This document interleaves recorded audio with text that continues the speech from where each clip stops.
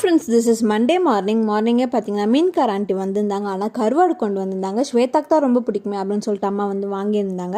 இந்த லோக்ஷி பையன் கருவாடு பார்த்து பயப்படுவான்னு பார்த்தா அதை போய் ஆராய்ச்சி பண்ணிட்டு இருந்தான்.